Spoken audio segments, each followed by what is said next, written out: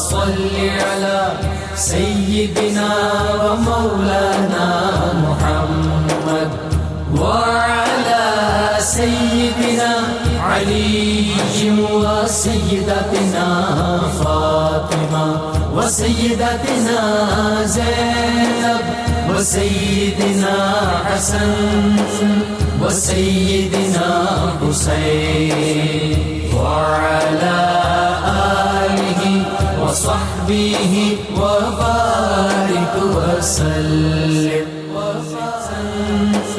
وسيدنا حسين وعلى آله وصحبه وبارك. بسم اللہ الرحمن الرحیم. السلام علیکم ناظرین. پروگرام صبح نور کے ساتھ آپ کا میزبان نذیر احمد غازی حاضر ہے. ناظرین کرام، حضرت ابو انیس محمد برکت علی صاحب رحمہ اللہ کی مشہور تالیف اسماء النبی الکریم صلی اللہ علیہ وآلہ وسلم سے ایک اسم مبارک پڑھنے کی سعادت حاصل کر رہا ہوں.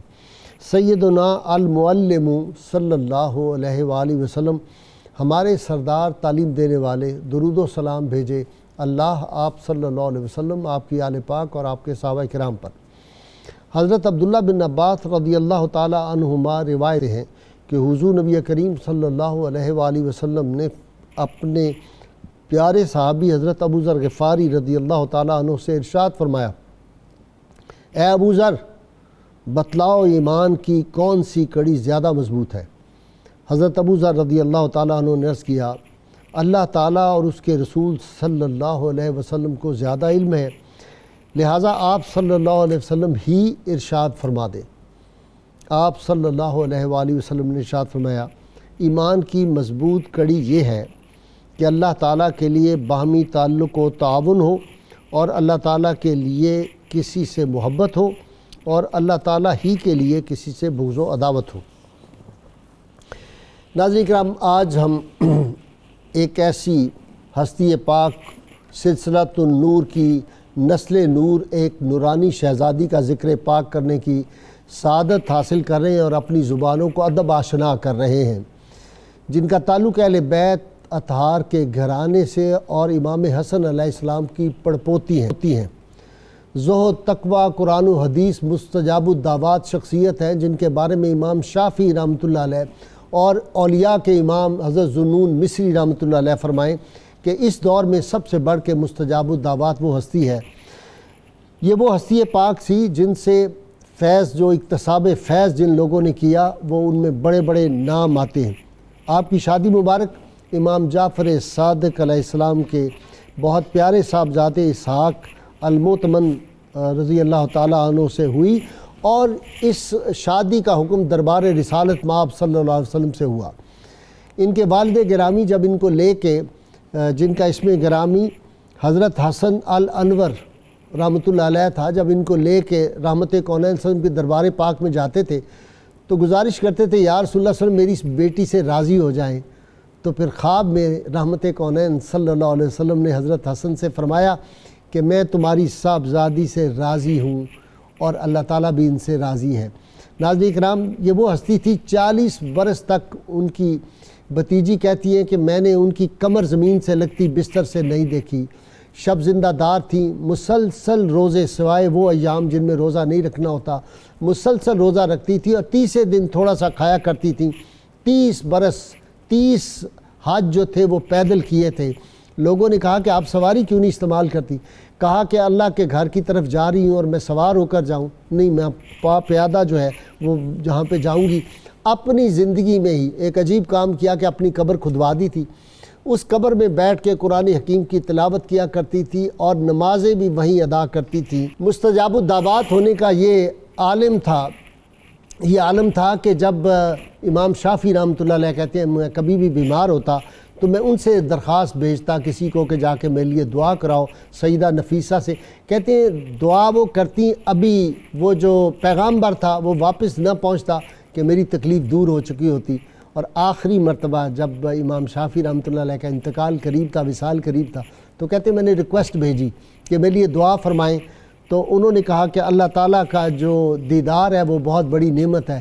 امام شافعی رحمۃ اللہ علیہ فرماتے مجھے پتہ چل گیا کہ اب میرے جانے کا وقت ہے. اس طرف اشارہ ہے. ناظرین کرام، امام شافعی رحمۃ اللہ علیہ ان کے بارے میں یہ بھی فرمایا تھا کہ جب میرا جنازہ اٹھے تو سیدہ نفیسہ خاتون کی چوکھٹ پہ جا کے رکھ دینا۔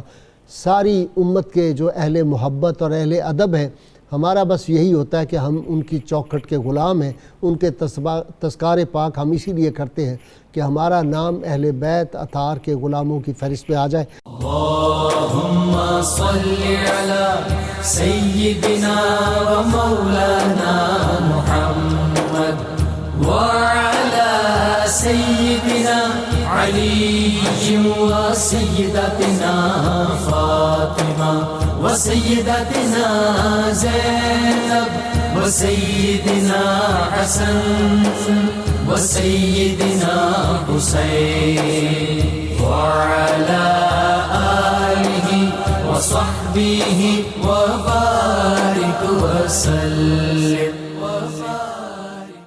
اللهم صل على سيدنا ومولانا محمد وعلى سيدنا علي وسيدتنا فاطمة وسيدتنا زينب وسيدنا حسن وسيدنا حسين وعلى آله وصحبه وبارك وسلم۔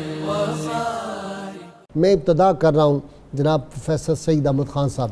جی خان صاحب ذرا تعارف خاندانی تھوڑا بہت میں نے اشارے کیے، بسم اللہ الرحمن الرحیم۔ سیدہ فاطمہ سلام اللہ علیہا کے خاندان کا تعارف کون کروا سکتا ہے؟ جتنے بھی سید زادے یا سید زادیاں ہیں، سیدہ فاطمۃ الزہرا ان کے لیے برکات کا وہ منبع ہیں کہ وہی انوار و تجلیات ان میں چلے آ رہے ہیں، اور ان کا خوبصورت مرکہ تھیں سیدہ حضرت نفیسہ رضی اللہ تعالی عنہا۔ ٹھیک۔ امام شافعی رحمۃ اللہ علیہ فرمایا کرتے تھے کہ اہل بیت تمہاری محبت اللہ نے مومنوں پر فرض کی ہے، اور قرض بھی ہے۔ تمہارے عظیم مرتبے کے لیے کیا یہ کچھ کم ہے کہ اللہ تعالیٰ نے تمہاری تعریف قرآن کریم میں کی، اور نماز کی اختتام اس وقت تک نہیں ہوتا جب تک آپ پر سلام نہ بھیج دیا جائے۔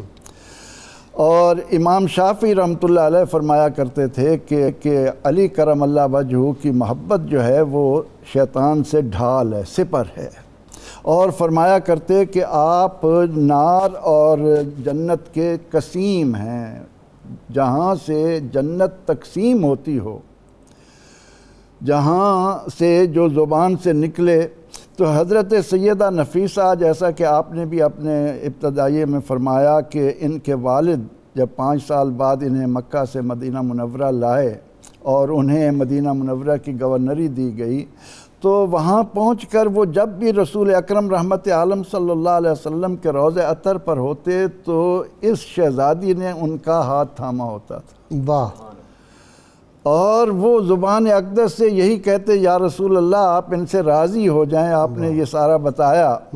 تو سیدہ حضرت نفیسہ کی جب ہم حالات زندگی پر نظر ڈالتے ہیں تو حضور سید عالم صلی اللہ تعالی علیہ وسلم کا ایک تو وہ ارشاد کہ شجر طیبہ اصلھا ثابت و فرعھا فی السماء، آپ فرماتے ہیں کہ میں اور علی رضی اللہ عنہ ایک شجر سے ہیں۔ ٹھیک۔ میں جڑ ہوں، علی شگوفہ ہیں، اور سیدہ فاطمہ ٹہنی ہیں، اور ہمارے متبعین جو ہیں وہ پتے ہیں۔ واہ۔ جو اس سے جڑا وہ جنت میں گیا، اور جو اس سے الگ ہوا وہ جہنم کا ایندھن بنا۔ اور پھل حسنین کریمین، سیدہ زینب اور سیدہ ام کلثوم ہیں۔ جی جی۔ تو حضرت نفیسہ حضور سید عالم صلی اللہ علیہ وسلم جنت کی سردار حضرت فاطمۃ الزہرا سلام اللہ علیہا سے فرمائیں کہ اے عملی بیٹی، عمل ایسا نہ ہو کہ کل قیامت کے دن لوگ عمل لے کر آئیں اور تو حسب نسب لے کر آئے۔ یعنی جنت تقسیم کرنے والی جنت کی عورتوں کی سردار ہیں۔ اس کے باوجود جب پیغمبر رحمت صلی اللہ علیہ وسلم اپنے خاندان کے اتنے پیارے افراد کو یہ توجہ دلا رہے ہیں تو سیدہ حضرت نفیسہ جو کہ حضرت امام حسن کی اولاد میں ہیں، اور حضرت اسحاق جو ہیں وہ امام حسین کی اولاد میں ہیں۔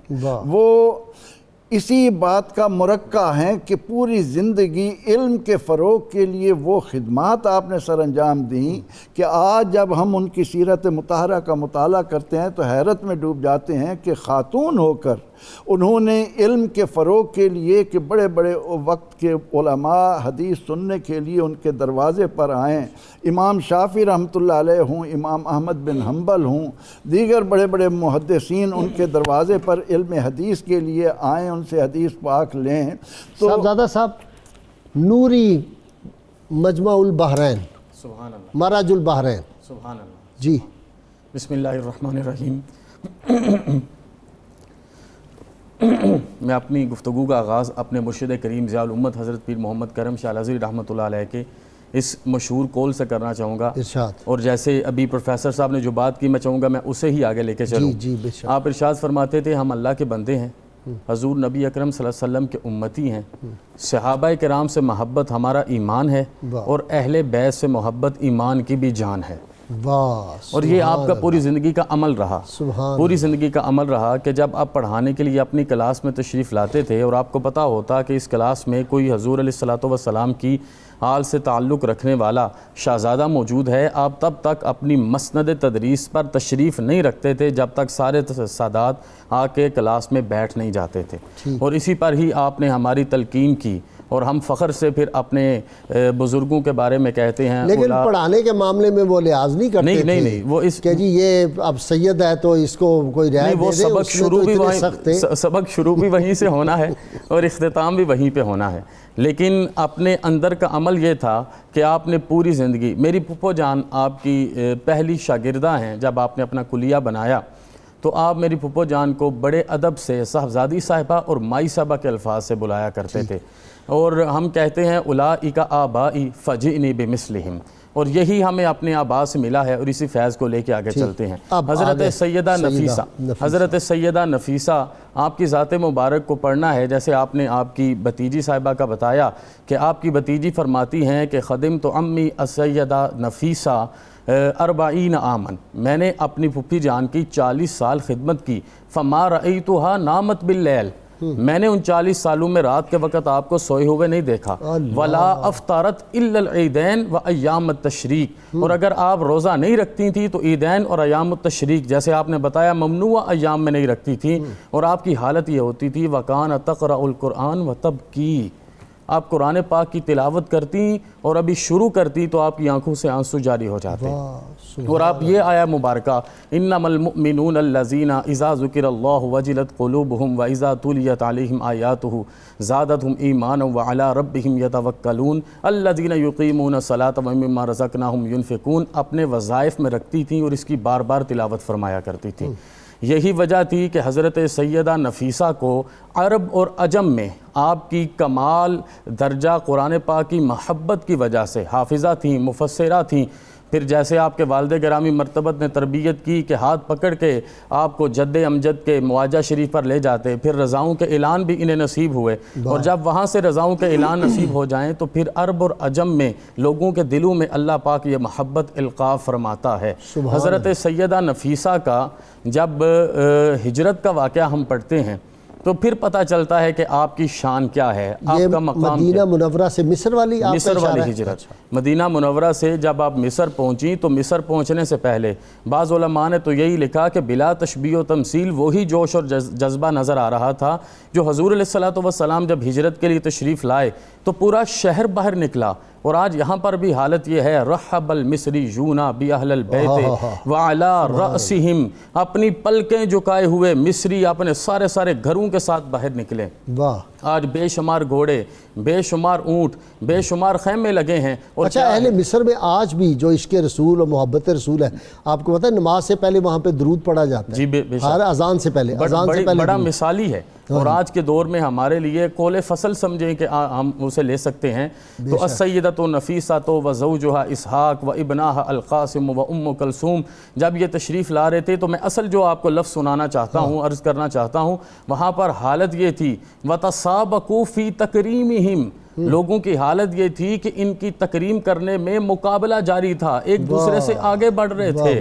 وَتَنَافَسُوا فِي اسْتِضَافَتِهِمْ، ہر کوئی چاہتا تھا ہمارے مہمان بنے، ہر کوئی چاہتا تھا ہمارے کاشانے پر قدم رکھے، اسے کاشانے اقدس کر دے۔ ایک شعر سناؤں آپ کو، آپ کی بات کی تائید میں بڑا خوبصورت۔ بسم اللہ۔ ادب سے سر کیا جاتا ہے راہ جذب و مستی کو، سبحان اللہ۔ ادب سے سر کیا جاتا ہے راہ جذب و مستی کو، اور قدم اس راستے میں پائے پیشانی سے رکھتے ہیں۔ واہ واہ واہ واہ واہ۔ اللہ پروفیسر جاوید نوری۔ بسم اللہ الرحمن الرحیم۔ جناب غازی صاحب، سب سے پہلے تو میں اللہ جل شانہ کا شکر گزار ہوں کہ آج اس علم، حلم، عمل اور اخلاص کا حسین امتزاج والا یہ جو پروگرام ہے، جہاں ہر روز علم و عرفان کی ایک تازہ کہکشاں سجتی ہے، اس میں مجھے حاضری کا موقع ملا۔ حضرت سیدہ نفیسہ، ان کے بارے میں کہا جاتا ہے کہ حضور نبی اکرم صلی اللہ علیہ وسلم کی لخت جگر حضرت سیدہ فاطمہ الزہرا وہ عکس جمیل اور بہترین نظیرہ تھیں حضرت سیدہ خدیجہ الکبریٰ کی، ٹھیک، اور حضرت سیدہ نفیسہ اہل بیت اطہار کی وہ نور چشم ہیں کہ جن کے بارے میں کہا جاتا ہے کہ آپ حضرت بی بی پاک سیدہ زہرا کی بہترین نظیرہ تھیں اور بالکل عکس جمیل تھی۔ انہی کی طرح کا اخلاص، للہیت، علم، حلم اور اللہ جل شانہ کی بارگاہ میں خشیت کے آنسو بہانا، ساری ساری رات عبادت کرنا۔ اور اس پہ ذرا آپ غور فرمائیے، سامعین سے بھی میں عرض کروں گا کہ دیکھیں بڑے بڑے مردوں کو کہ وہ محدث ہیں، مفسر ہیں، وہ شیخ القرآن ہیں، وہ پیر طریقت ہیں، وہ عالم ہیں، انہیں بڑا مرتبہ ملا۔ عورتوں میں سے تاریخ اسلام میں جن خواتین کو بہت مرتبہ ملا اور ساتھ شہرت بھی ملی، ان میں سر فہرست جو 1250 سالہ تاریخ میں جن کا نام آتا ہے وہ حضرت سیدہ نفیسہ پاک کا آتا ہے۔ اچھا یہ بتائیں کہ آپ سے احادیث بھی مروی ہیں کچھ؟ جی آپ سے بالکل، آپ کوئی حدیث خاص آپ کے ذہن میں ہو آپ کے بارے میں کہ آپ اچھی راوی تھے، اس سے بڑی کیا ہو سکتی ہے کہ آپ نے جیسے فرمایا کہ حضرت ذوالنون مصری آپ سے روایت لینے جاتے، حضرت امام شافعی جو فقہ شافعی کے مدون ہیں وہ آپ کے پاس فیض لینے کے لیے جاتے، اور جب بھی بیمار ہوتے تو آپ اپنے طالب علم کو بھیجتے کہ وہ دعا کروائیں۔ اور اسی طرح ہر سال سیدہ فاطمہ جو سیدہ نفیسہ ہیں یہ آپ سے قرآن پاک سنا کرتی تھی، پردے میں رہ کے ان کو آگے کھڑا کر کے ہر سال رمضان شریف میں ان سے قرآن پاک، کوئی روایت ایسی ان سے تو مجھے میرے ذہن میں نہیں ہے، بلکہ میں نے پورا پڑھا، وہ روایت نہیں، چونکہ یہ آپ دیکھیں نا کہ یہ 145 ہجری میں پیدا ہوئی تو یہ تقریباً 200 سال بعد، اس وقت محدثین نے کافی ساری حدیث جو ہیں وہ مرتب کر دی۔ البتہ لوگ آپ سے حدیث کا درس لیتے تھے، سیرت پوچھتے تھے، حضرت ذوالنون مصری جیسے لوگ آپ کے پاس آیا کرتے تھے، بے شمار اہل علم۔ اور میں یہ عرض کر رہا تھا کہ عورتوں میں سے اللہ تعالیٰ نے آپ کو بڑا عروج عطا فرمایا، اور پھر جب آپ روزہ رکھتی تھی تو آپ کی جو جب وصال کا وقت آیا تو اس دن بھی آپ روزے کے ساتھ تھی، تو سب ساتھیوں نے کہا، قریبی لوگوں نے کہا کہ آپ کی حالت بڑی غیر ہو رہی ہے، بڑا ذوف طاری ہو رہا ہے، تو آپ روزہ افطار کر دیں دن کے وقت۔ تو آپ نے فرمایا 30 سال تو یہی دعائیں کرتی رہی کہ یا اللہ روزے کے ساتھ موت دینا، آج وہ وقت آیا تم کہتے ہو کہ روزہ افطار کر دو۔ ہائے ہائے۔ پھر حضرت سیدنا امام بوصیری صاحب قصیدہ بردہ شریف جب آپ کا وصال ہوا تو انہوں نے آپ کے بارے میں بڑے اچھے اشعار لکھے، منقبت لکھی، جس میں کہا کہ عرش الحقائق محبت الاسرار قبر نفیسہ بنت ذل انوار۔ وہ کہتے ہیں کہ حضرت نفیسہ کا مزار پاک وہ ہے جہاں عرش سے حقائق اور اسرار، انوار و تجلیات جو ہیں وہ نازل ہوتے ہیں حضرت۔ اور یہ واحد ہیں کہ آپ دیکھیں یہ 193 میں آئیں اور ہجری میں یہاں مصر میں 208 میں آپ کا وصال ہوا، یہ 15 سال بنتے ہیں۔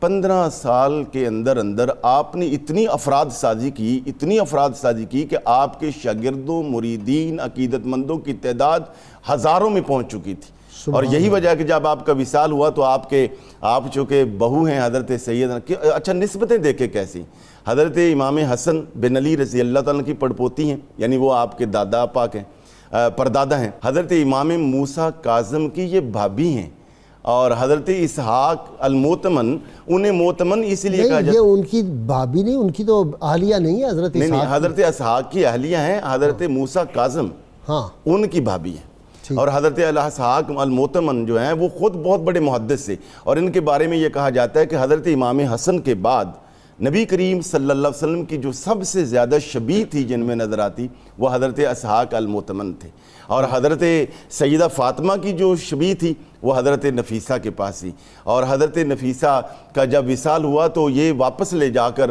جنت البقیع میں ان کو دفن کرنا چاہتے تھے، اور پھر اہل مصر کا حال دیکھنے والا تھا، لوگ مر جائیں یا وصال کر جائیں کون پوچھتا ہے، مگر ان کے وصال کے بعد وہاں لوگوں کے اندر ایک غم تھا، ایک پریشانی تھی، اور سب لوگوں نے آپ کی منت کی کہ آپ ان کو ادھر ہی ان کا جس اطہر رہنے دیجئے، ہم برکات حاصل کریں گے، ہماری نسلیں برکات حاصل کریں گی۔ آپ نے کہا نہیں، میں نے وہاں جنت البقیع میں ظاہر ہے کہ وہاں آپ کا سارا خانوادہ تھا، وہاں پھر آج بھی ان کے مزار پہ بڑی رونق ہے۔ اچھا خان صاحب، جی ان کی کرامات بھی بڑی مشہور ہیں، اور امام حجر عسقلانی نے تو 150 کہتے ہیں کہ ان کی جو کرامات تھی ان کو الگ سے تحریر فرمایا۔ سب سے بڑی کرامت تو ان کی بھتیجی زینب بھی بیان فرما رہی ہے صحیح کہ 3 دن کے بعد تھوڑا سا کھانا کھاتی تھی، اور پھر یہ کہ ان کے مصلے کے سامنے ایک آپ نے کوئی چیز بنا رکھی تھی، ایک تھیلا لٹکا رہتا تھا، اور جب ضرورت ہوتی تھی اس میں سے کوئی چیز نکال کر کھا لیتی۔ کھجوریں لٹک رہی ہیں۔ تو حضرت زینب نے عرض کی کہ پھوپھی جان یہ کیا آپ نے وہ لٹکا رکھا؟ تو جواب تھا کہ اے بھتیجی تمہیں معلوم ہونا چاہیے کہ جب بندہ اپنے آپ کو اللہ کے سپرد کر دیتا ہے تو پھر اللہ اس کا ہو جاتا ہے، واہ، اور جب اللہ ہو جاتا ہے تو پھر اس بندے کے پاس کسی چیز کی کمی نہیں رہتی۔ حاجت ہی نہیں رہتی کوئی۔ تو آپ کی کرامات میں ایک تو وہ آپ کے پڑوسی کا بہت مشہور واقعہ ہے کہ ان کا بیٹا یہودی تھا اور یہودی اپاہج تھا، یہودی بچی تھی یہودی، جی ان کی بچی اپاہج تھی، فالج زدہ تھی، وہ دونوں میاں بیوی جانے لگے تو اپنی بیٹی کو اٹھا کر آپ کے ہاں چھوڑ گئے کہ آپ اگر اجازت دیں تو ہم یہاں اس کو کچھ دیر رکھیں، کچھ دیر رکھ لیں۔ وہ جب چلے گئے اور واپس آئے تو دیکھا کہ ان کی بیٹی کھیل رہی ہے، چل پھر رہی ہے۔ کہا بیٹی یہ کیا؟ کہا کہ میں نے جب انہیں وضو کرتے ہوئے دیکھا تو وہ نماز پڑھنے لگی، میں نے جا کر ان کے وضو والے پانی سے میں نے اسی طرح وضو کرنا شروع کیا، میں پانی جس حصے پر لگاتی چلی گئی وہ تندرست ہوتا چلا گیا۔ تو سیدہ حضرت نفیسہ رضی اللہ تعالی عنہا کی عظمتوں کا کیا کہنا کہ انہیں نبی اکرم رحمت عالم صلی اللہ علیہ وسلم سے مشابہت رکھنے والے شوہر ملے، اور آپ نے بھی ابتدا میں ذکر کیا کہ والد نے انکار کیا، اور پھر آپ یہ دیکھیں ایک سبق دے رہے ہیں قیامت تک آنے والے مسلمانوں کو کہ حضرت اسحاق حضور علیہ السلام کے روضہ اطہر پر جا کر درخواست پیش کرتے ہیں، واہ واہ واہ واہ، یعنی یہ جا کر کہ اللہ قریب ہے، نحن اقرب الیہ من حبل الورید، لیکن یہ وہ واقعات ہیں کہ آپ یہ دیکھیں کہ حضرت اسحاق جا کر عرض کرتے ہیں یا رسول اللہ صلی اللہ علیہ وسلم میں نے حضرت نفیسہ کے لیے کیوں درخواست کی ہے، کیونکہ ورع میں، تقوی میں، عبادت میں، صالحیت میں، فرما برداری میں، تو میں تو صرف یہ چاہتا ہوں کہ مجھے ایسی بیوی ملے جو میری عاقبت کو سنوارنے والی ہو۔ تو ابھی وہ جا کر یہ کہہ کر درخواست دے کر چلے گئے، اور حضور علیہ السلام نے حضرت نفیسہ کے والد سے فرمایا کہ اپنی بیٹی کا عقد حضرت اسحاق سے کر دیجئے۔ اچھا صاحبزادہ صاحب، سیدنا ابراہیم علیہ السلام اپنے مزار پر انوار سے کہتے ہیں باہر تشریف لائے اور ظاہری حالت میں، اور آپ نے ان کو اپنا دیدار کرایا۔ حضرت سیدہ نفیسہ کو 2 شخصیات کے ساتھ اپنے خاندان میں سے بڑی محبت تھی۔ جیسے آپ نے شروع میں ارشاد فرمایا نا کہ آپ پیادہ پا حج کو ترجیح دیتی تھی اور پسند کرتی تھیں، اس میں روایت یہ ہے کہ آپ فرماتی تھی کہ میرے جد امجد حضرت امام حسین، آپ یہ فرماتے تھے کہ میں یہ پسند نہیں کرتا کہ اپنے مالک کے حضور حاضر ہوں اور اپنے قدموں سے چل کے نہ جاؤں۔ اسی طرح آپ کو جد الانبیاء حضرت سیدنا ابراہیم علیہ السلام کے ساتھ بڑی محبت تھی، اور آپ باقاعدہ طور پہ وہاں پر تشریف لے گئیں اور آپ نے کرم فرمایا اور اپنی شہزادی پر، اپنے خاندان کی عزت پر آپ نے زیارت بھی کروائی، اور یہی چیز محبت سے ہمیں روایت میں ملتی ہے۔ میں چاہوں گا اور آگے انہوں نے درخواست کی کہ میرے لیے دعا کر دیں، رب مجھ سے راضی ہو جائے۔ بے شک۔ تو کہتے ہیں سیدنا ابراہیم علیہ السلام نے فرمایا کہ میں آپ کو بشارت دیتا ہوں کہ اللہ بھی آپ سے راضی ہو گیا، اور قیامت میں میدان حشر میں تمہارے ساتھ اس بات کی گواہی دوں گا۔ میں وہی بات آپ کو بتاؤں کہ جو ابھی حضرت میرے سے پہلے ایک بات بیان کر رہے تھے کہ آپ کا جب وقت وصال آتا ہے فَاحْذَرُوا لَهَا الطَّبِيبَ، فَأَمَرَهَا بِالْفِطْرِ، آپ روزے کی حالت میں ہیں اور نکاحت ہے، طبیب بلایا جاتا ہے، وہ گزارش کرتا ہے کہ سیدہ آپ افطار کر لیں. فَقَالَتْ عَجَبَاهُ، تو کیسی بات کر رہا ہے، کیسی عجیب بات کر رہا ہے. اِنَّ لِي 30 سَنَةً وَأَنَا أَسْأَلُ اللَّهُ أَن يَتَوَفَّانِي وَأَنَا صَائِمَةٌ، میں نے 30 سال اس لمحے کا انتظار کیا ہے کہ جب مجھے میرے رب کی طرف سے پیغام آئے میں اس کی حریم ناز میں حاضر ہو جاؤں اور میں روزے کی حالت میں ہوں. حالانکہ فقہ میں شریعت میں اجازت ہے، اگر آدمی بیمار ہو جائے اور طبیب کہے تو پھر تو فوراً کر لینا چاہیے. لیکن یہاں پر جو آپ نے شعر کہا وہ آج کی ہماری اس مجلس کا نچوڑ بنے گا. آپ نے کہا احتروا انی طبیبی ودعونی وحبیبی، اے طبیب مجھ سے ہٹ جاؤ، مجھ سے دور ہو جاؤ اور مجھے اور میرے حبیب کو اکیلے چھوڑ دو. یہاں پر علماء کہتے ہیں یہ 2 محل سے خالی نہیں ہے. یہاں پر جو آپ نے حبیبی کہا یہ 2 محل سے خالی نہیں ہے. یہاں پر حبیبی سے مراد میرے اور آپ کے کریم آقا نبی اکرم صلی اللہ علیہ وسلم، حبیب اکرم صلی اللہ علیہ وسلم کی ذات والا اعتبار ہے کہ جس طرح آپ نے زندگی میں 3 دفعے اپنی صاحبزادی پہ کرم فرمایا اور جس صاحبزادی نے آپ کی شریعت کے لیے اتنی خدمات سر انجام دی، یقیناً نزا کی حالت میں حبیب کرم فرما رہے ہوں گے. لیکن اگر فارسی کا شعر بڑا مشہور اس پہ، اثر بالین من برخیز اے ناداں طبیب، درد مند عشق را دارو بجز دیدار. سبحان اللہ، بے شک بے شک. اور یہاں پر حبیب سے مراد مرض موت ہے. اب مرض موت حبیب کیسے بنتا ہے؟ جب زندگی میں قبر بنوا لی جائے اور اس قبر میں خود 6000 دفعہ قرآن پاک ختم کرنے کی سعادت حاصل کی ہے تو پھر یہ مرض موت حبیب بن جاتا ہے. یا ایتھا النفس المطمئنہ ارجعی الی ربک راضیۃ مرضیہ فادخلی فی عبادی وادخلی جنتی. اللہم صل علی سیدنا و مولانا محمد وعلی سیدنا علی و سیدتنا فاطمہ و سیدتنا زینب و سیدنا حسن و سیدنا حسین وعلی آلہ و صحبہ و بارک وسلم. اللهم صل على سيدنا ومولانا محمد وعلى سيدنا علي وسيدتنا فاطمة وسيدتنا زينب وسيدنا حسن وسيدنا حسين وعلى وصحبه وبارك وسلم. جب سیدنا ابراہیم علیہ السلام کے مزار پرانوار پہ حاضر ہوئی ہیں اور ان سے ملاقات ہوئی تو ان کو آپ نے نصیحت فرمائی سیدنا ابراہیم علیہ السلام نے کہ سورہ مزمل کی تلاوت کثرت سے کیا کرو. وہ اسی بنا پر کہ ساتھ ہی یہ فرمایا کہ تمہیں تمہارے سوالوں کے بہت سارے جواب اس میں مل جائیں گے. اچھا، کہ کتنی رات جاگنا ہے، کتنا آرام کرنا ہے. ٹھیک ہے. وہ آپ نے بلکہ فرمایا کہ بیٹی تم اتنی زیادہ محنت کرتی ہو جس کی وجہ سے تمہارے جسم کی یہ حالت ہے تو تم سورۃ مزمل کی تلاوت کیا کرو. تو آپ نے کھلی آنکھوں سے ان کو دیدار کروایا اور جیسے کہ آپ نے بھی فرمایا کہ آخرت میں قیامت کے دن اپنے ساتھ ہونے کا، راضی ہونے کا اللہ کے راضی. یہ قبر سے باہر نکل کے زیارت یہ سمجھا یہ کیسے ہوتا ہے؟ یعنی ضروری نہیں کہ وہ قبر سے نکل کر آئیں، قبر کھل جائے. ٹھیک ہے. آنکھ والا تیرے جوبن کا تماشا دیکھے، دیدہ کور کو کیا ہے نظر کیا دیکھے. تو وہ اللہ والے ہی جانتے ہیں، وہ عوام کے لیے نہیں ہے، وہ ان کا راستہ ہے، وہی اس کو بہتر جانتے ہیں. اب ہم ایک طرف یہ دیکھتے ہیں کہ انہوں نے اپنی قبر وہاں تیار کروا رکھی تھی اور دوسری طرف ہم یہ دیکھتے ہیں کہ جب بیمار ہوئیں تو انہوں نے اپنے شوہر کو پیغام بھیجا کہ آپ میرے لیے آئیں اور یہاں میری خبر گیری کریں.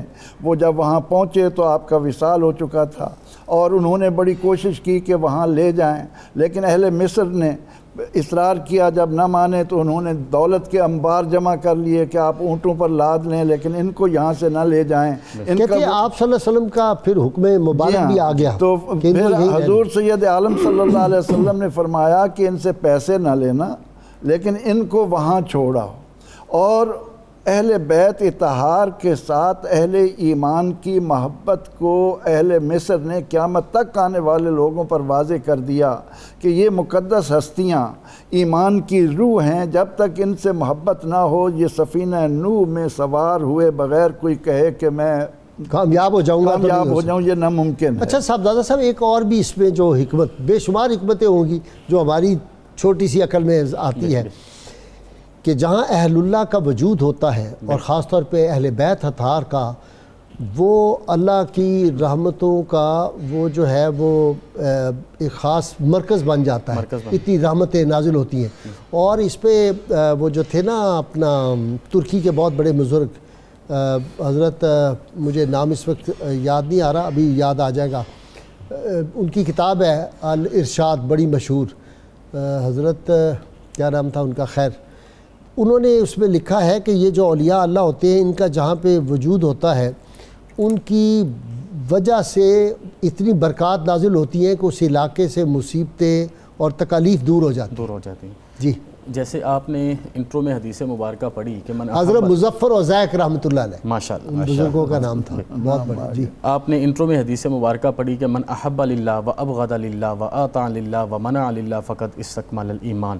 جب یہ لوگ اپنی زندگی اس طرح گزارتے ہیں جس طرح اللہ کا حکم ہے کہ قد افلح المؤمنون الذین هم فی صلاتهم خاشعون والذین هم عن اللغو معرضون والذین هم للزکاة فاعلون، تو بخاری شریف کی مشہور حدیث مبارکہ کہ پھر اللہ حدیث قدسیہ، پھر اللہ پاک ان پر کرم فرماتا ہے اور ان کے وجود کے حصوں کو اپنی رحمت سے منور فرما دیتا ہے۔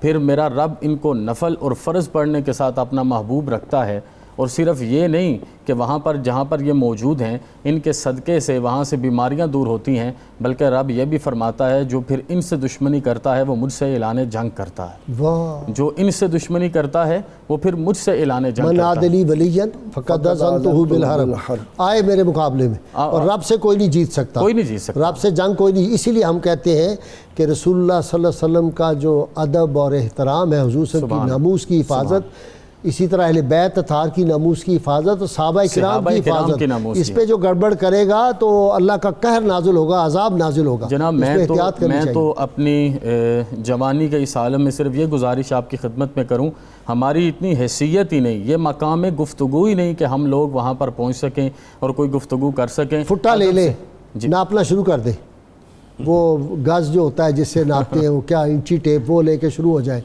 بھائی ہماری تو حیثیت، میں تو کئی دفعہ کہہ چکا ہوں جی کہ ہم تو اگر کوشش کریں، سیدنا عبد القادر جیلانی رحمۃ اللہ علیہ پہ میں نے پچھلے گزشتہ 5 برس میں کتنے پروگرام کیے، ہم نے 11 پروگرام کیے ان سے، سبحان اللہ۔ یہ ان کا جب عرس مبارک آتا ہے ربیع الثانی میں، اس کے علاوہ آپ کی پیدائش مبارک پہ بھی ہم عرس اور کئی پروگرام کرتے رہتے ہیں، لیکن آج تک سیدنا عبد القادر جیلانی کی میں اور میرے سارے اسکالر مل کے 5 برس میں پوری شان نہیں بیان کر سکتے۔ سبحان اللہ۔ اور کہاں اہل بیت اطہار کا مقام اور ان کی شان ہے، اور صحابہ کرام کا مقام جو ہے وہ اتنا بلند و بالا ہے، تو ہم کدھر پڑے ہوئے ہیں یہ۔ اور ایک درویش کی بات جی مجھے پھر یاد آتی ہے اور آج میں دہرا دیتا ہوں۔ میں جب حج کے لیے گیا تھا 2003 میں، تو وہاں ایک مجذوب ملے میدان عرفات میں، انہوں نے ایک فکرہ کہا جو زندگی کا حاصل ہے۔ میں تو ان کو جانتا نہیں تھا، مجذوب تھے اور فالج زدہ تھے، وہاں بیٹھے ہوئے تھے، منہ سے ان کے ریل جیسے نکلتا ہے پانی نکل رہا تھا۔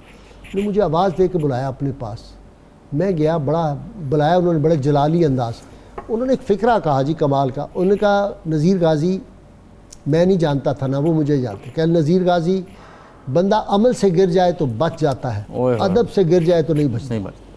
ہائے ہائے۔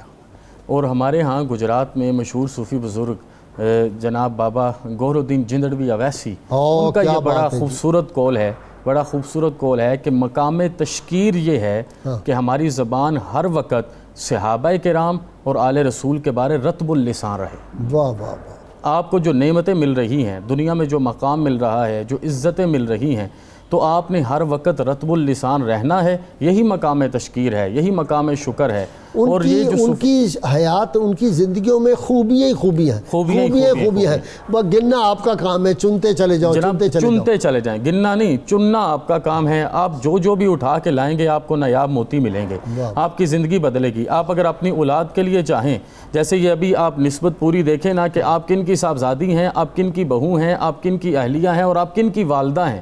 یہ پورا خاندان اس طرح کس طرح پورے جہان میں آتا ہے. اور سلسلۃ النور, سلسلۃ النور, نور ہی نور ہے. اس میں سب سے بڑی وجہ کیا ہے؟ سب سے بڑی وجہ یہ ہے کہ ان کو اللہ پاک نے منبع خوبیوں کا منبع بنایا ہے, منبع علم و عرفان بنایا ہے, برکت کا مقام بنایا ہے. آپ جو بھی فیض ان سے لینا چاہیں, جس مرضی حوالہ سے ہو, آپ چن لیجئے. اور پھر جب وہ فیض آپ کو مل جائے, آپ کسی مقام پر پہنچ جائیں, اللہ پاک آپ پر کرم فرما دے, تو اس وقت آپ کا فرض یہ ہے, اگر آپ کو کلام کی توفیق ہو, اگر آپ کو لکھنے کی توفیق ہو, اگر آپ کو اولاد کی تربیت کی توفیق ہو, تو مقام تشکیر یہ ہے, مقام شکر یہ ہے کہ آپ ہر وقت ان کے لیے رطب اللسان رہیں. نوری صاحب, آج کے دور میں آج کی بہن, بیٹی, بہو کے سیدہ پاک کی سیرت کی روشنی میں پیغام.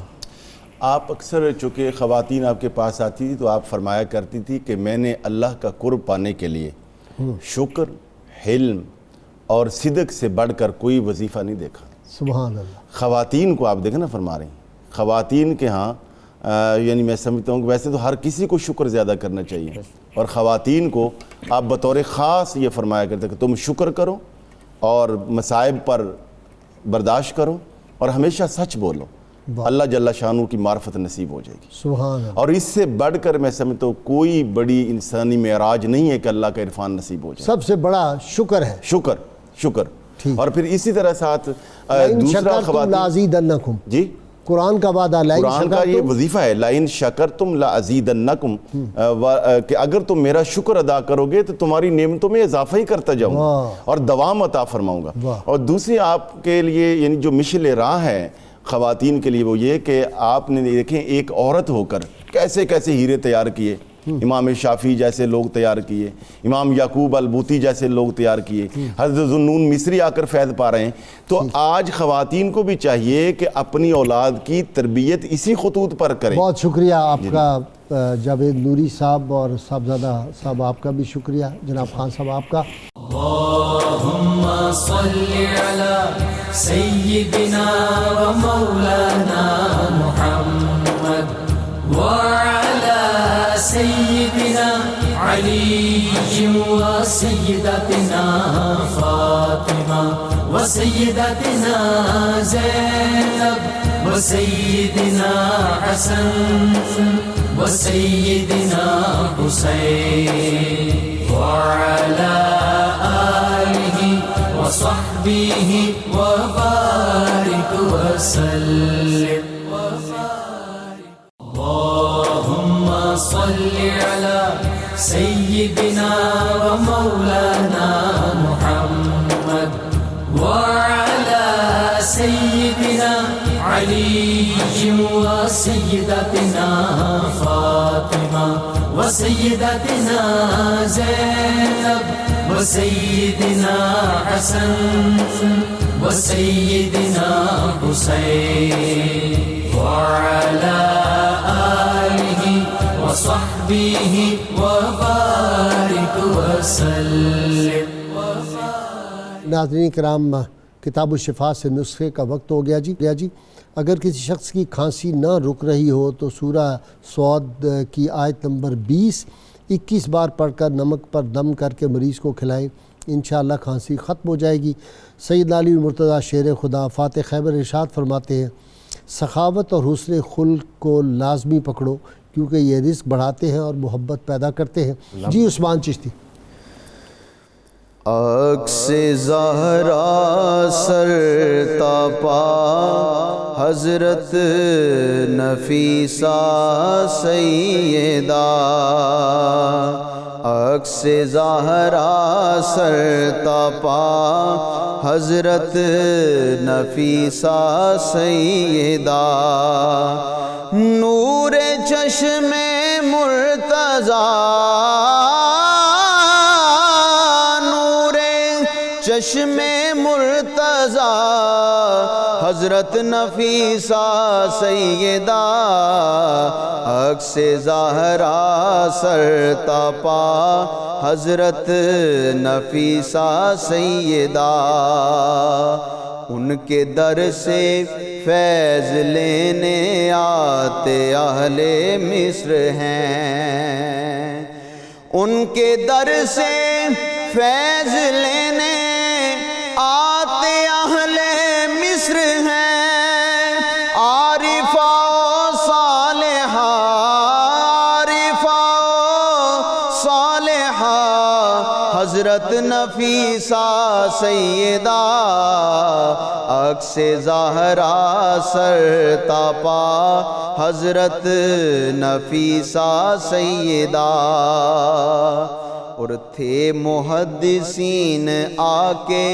ان سے کرتے کسب فیض تھے محدثین آ کے ان سے کرتے کسب فیض تھی فقیہہ جیدہ تھی فقیہہ جیدہ حضرت نفیسہ سیدہ عکس زہرا سر تپا حضرت نفیسہ سیدہ ہوتی ہیں ساجد دعائیں ان کے در پر مستجاب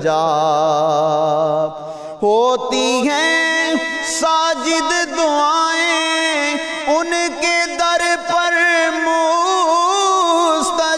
مستجاب ہوتی ہیں ساجد دعائیں ان کے در پر مستجاب مصطفیٰ کی ہے ضیا مصطفیٰ کی ہے ضیا حضرت نفیسہ سیدہ عکس زہرا سر تپا حضرت نفیسہ سیدہ اللهم صل على سيدنا ومولانا محمد وعلى سيدنا علي وسيدتنا فاطمة وسيدتنا زينب وسيدنا حسن وسيدنا حسين وعلى آله وصحبه وبارك وسلم